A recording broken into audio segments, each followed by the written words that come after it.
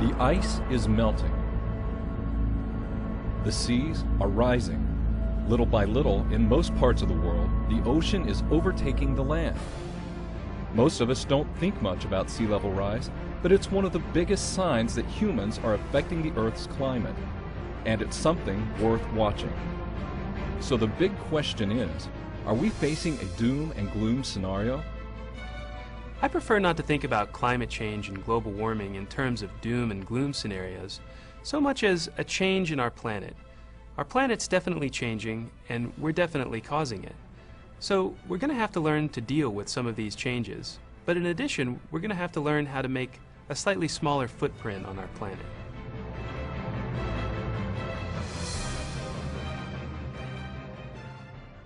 Sea level is rising effectively because of global warming.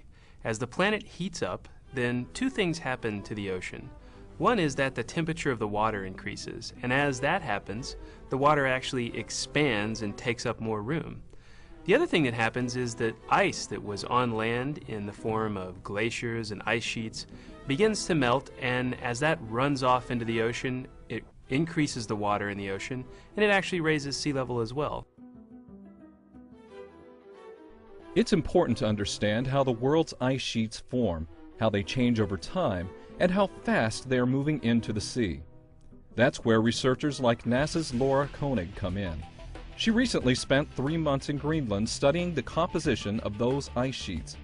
All ice sheets and glaciers start as snowfall. Those tiny flakes get compressed by the weight of more snow above, and eventually become dense masses of ice. What we're seeing right now on the ice sheets and with glaciers is that they are shrinking in size.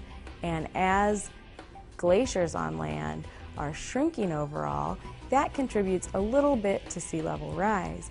And we are worried as we see warming over the ice sheets and increased melting over the ice sheets that they are going to start contributing much more to sea level rise. 2/3 of the fresh water on Earth is frozen in the world's ice fields. If that ice melts, seas will rise. If all of that ice were to melt, sea level would rise worldwide by 70 meters.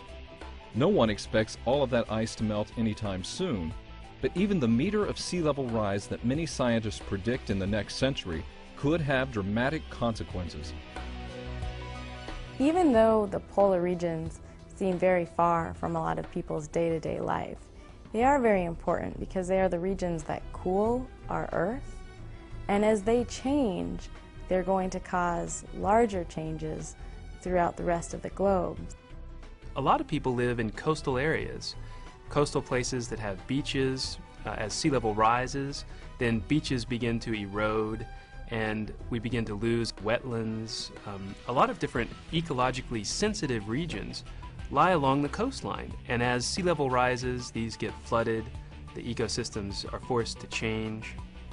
And so all this can have big consequences for people, and especially people who live near the coast.